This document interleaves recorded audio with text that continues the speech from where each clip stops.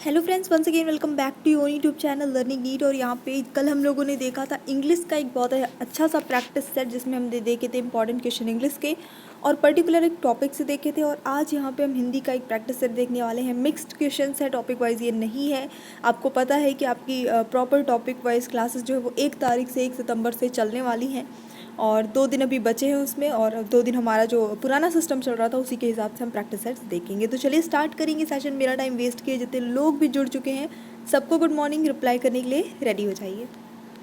तो आज का जो पहला प्रश्न है, जैसे मैंने बोला कि कंबाइंड क्वेश्चन हैं अलग सभी टॉपिक से। तो मूर्धन्य व्यंजन है क्या? तो यहाँ पे जिसका उच्चारण स्थान मूर्धा होता है उसे मूर्धन्य व्यंजन कहा जाता है। कौन सा है? फटाफट से ऑप्शंस देख लीजिए।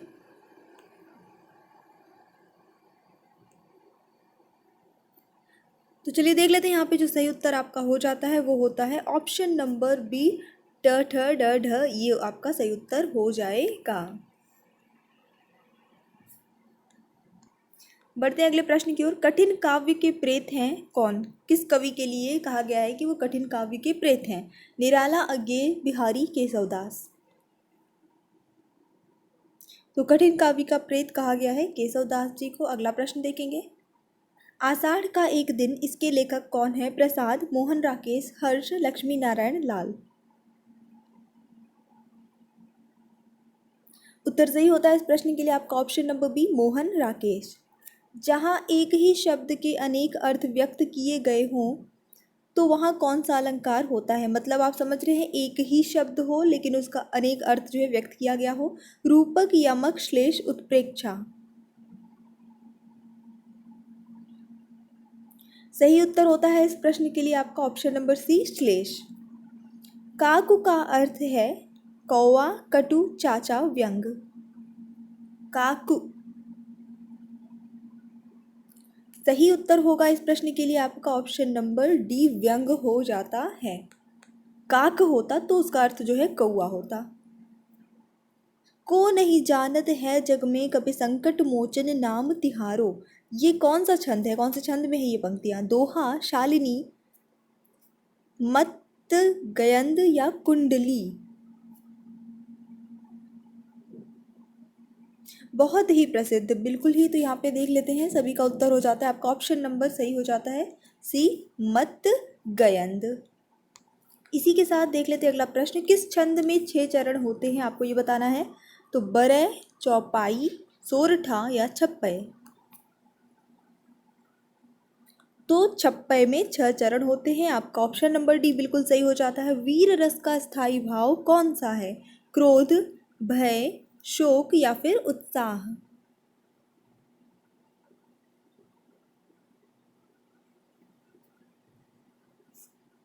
उत्तर यहाँ पे जो आपका सही होता है वो हो जाता है उत्साह, वीर रस। ध का उच्चारण स्थान क्या है? कंठ, तालु, ओष्ठ, दंत्य। ध का उच्चारण स्थान। तो सही उत्तर होता है इस प्रश्न का आपका ऑप्शन नंबर डी, दंत्य हो जाता है। ध, जब आप ध देखिए उच्चारित करेंगे तो आपकी जो जिह्वा है वो छुएगी आपके दांत पे, है ना। कुछ लड़कियां आ रही हैं, इस वाक्य में कौन सा विशेषण है? सार्वनामिक, गुणवाचक, परिमाणवाचक या संख्यावाचक।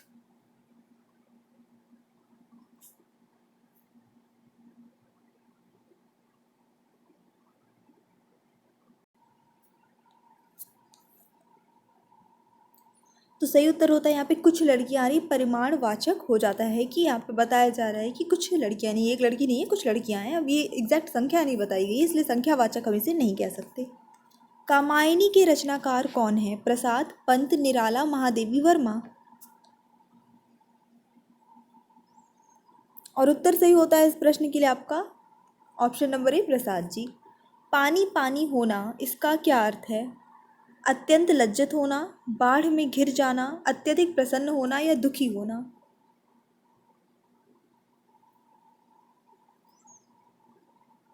तो यहाँ पे पानी पानी मतलब होता है अत्यंत लज्जित हो जाना, लजा जाना जिसको कहते हैं। चलिए देखेंगे। दया सागर किस प्रकार का शब्द है? रूढ़, यौगिक, योग रूढ़ या अकर्मक।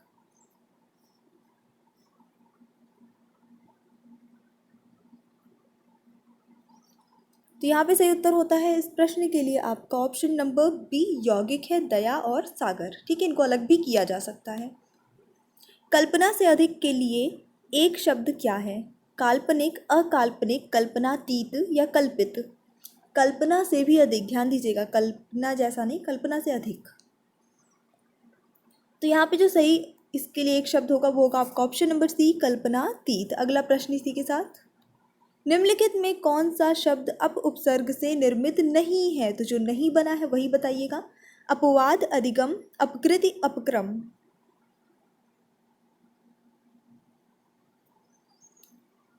और सही उत्तर हो जाता है इस प्रश्न का आपका ऑप्शन नंबर बी, अधिगम, जिसमें अप उपसर्ग नहीं लगा है। साफ साफ दिख रहा है, कुछ ऐसा कठिन प्रश्न नहीं था। निम्नलिखित में से किसकी वर्तनी शुद्ध है? प्रार्थ्य, चरण, पूजनीय, अनुग्रहित। अब जो वर्तनी वाला रहता है वैसे मैं पढ़ के नहीं बताती हूँ, ऑप्शन आपको खुद देखना होता है। शुद्ध वर्तनी, तो सही उत्तर हो जाएगा यहाँ पे आपका अनुग्रहित। ये बिल्कुल सही उत्तर हो जाता है। ब्रज भाषा हिंदी की किस उपभाषा की प्रसिद्ध बोली है? पूर्वी हिंदी, पश्चिमी हिंदी, पहाड़ी हिंदी या फिर बिहारी हिंदी? सही उत्तर होगा इस प्रश्न के लिए आपका ऑप्शन नंबर बी, पश्चिमी हिंदी। आते हैं हमारे अगले प्रश्न पे। अन्ना भाव किस प्रकार का समास है? तत्पुरुष, अव्ययी भाव, कर्मधारय या फिर द्वंद्व?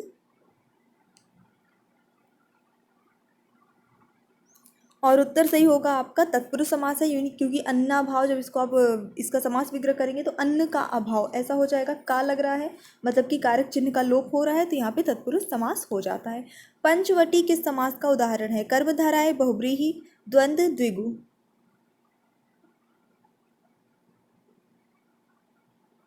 और उत्तर सही होता है इस प्रश्न के लिए आपका ऑप्शन नंबर डी, द्विगु समास यहाँ पे हो जाता है, पंच लगा है तो। निष्फल किस प्रकार की संधि है? दीर्घ स्वर संधि, विसर्ग, व्यंजन, इनमें से कोई नहीं? तो यहाँ पे सही उत्तर आपका विसर्ग संधि हो जाएगा, नहीं बनेगा, ठीक है, ऐसे, और ये आपका इसका लोप होके ऐसे हो जाएगा, ये हटके। तो बिल्कुल आपका ऑप्शन नंबर बी यहाँ पे विसर्ग संधि, जितने भी लोगों ने गेस किया है सभी का सही है। छोटा सा सेशन था, फटाफट से हमने देखे हैं, बहुत स्पीड में सारे क्वेश्चंस, और सभी मिक्स टॉपिक से था। बाकी आपकी क्लास 1 तारीख से चलेगी, आपको पता ही है।